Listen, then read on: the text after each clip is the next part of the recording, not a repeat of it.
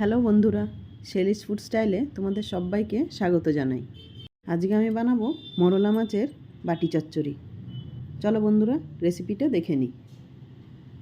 এখানে আমি মরলা মাছ নিয়ে নিয়েছি। মাছটা আমি ভালো করে ধুয়ে বেছে কেটে নিয়েছি।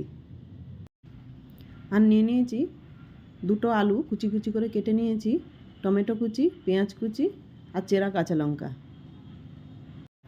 এই রান্নাটা আমি কড়াতেই করব, তাই আমি কড়াতেই মাছগুলো ঢেলে নিচ্ছি। দিয়ে দিচ্ছি কুচানো আলু,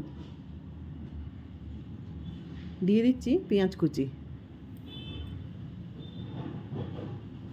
আর দিয়ে দিচ্ছি টমেটো কুচি।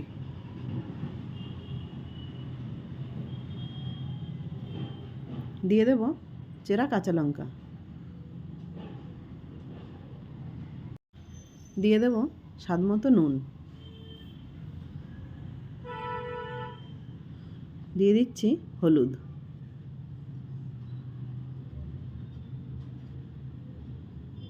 দিয়ে দেব লঙ্কা গুঁড়ো, দিয়ে দিচ্ছি হাফ চামচ জিরে গুঁড়ো, আর দিয়ে দিচ্ছি সামান্য ধনে গুঁড়ো, দিয়ে দিচ্ছি সর্ষের তেল। তেলটা একটু বেশি করেই দিচ্ছি।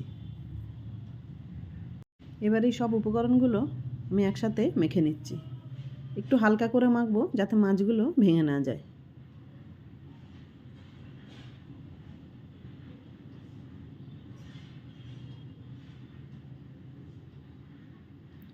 মাখা হয়ে গেছে, দিয়ে দেব 1 কাপ জল। জলটা আমি কম করেই দিয়েছি, যেহেতু টমেটো আর পেঁয়াজ থেকে অনেকটাই জল বেরিয়ে আসবে। এবার এটাকে ঢাকা দিয়ে গ্যাসের ওপর বসিয়ে দিচ্ছি। 2 থেকে 3 মিনিট পর একবার ঢাকা খুলে দেখে নিচ্ছি, আর হালকা করে একটু নেড়ে দিচ্ছি। আবারও এটা চাপা দিয়ে দিচ্ছি। এই সময় গ্যাসের ফ্লেমটা মিডিয়াম থাকবে। এবার ঢাকা খুলে 3-4 মিনিট পর ঢাকা খুলে দেখে নিচ্ছি। আলু আর মাছটা পুরোপুরি সেদ্ধ হয়ে গেছে, আর ঝোলটাও অনেকটা শুকিয়ে এসছে। এই সময় দিয়ে দেব ধনেপাতা কুচি। এই রান্নাটা খুবই তাড়াতাড়ি হয়ে যায়। পুরোপুরি রেডি হয়ে গেছে মরলা মাছের বাটি চচ্চড়ি।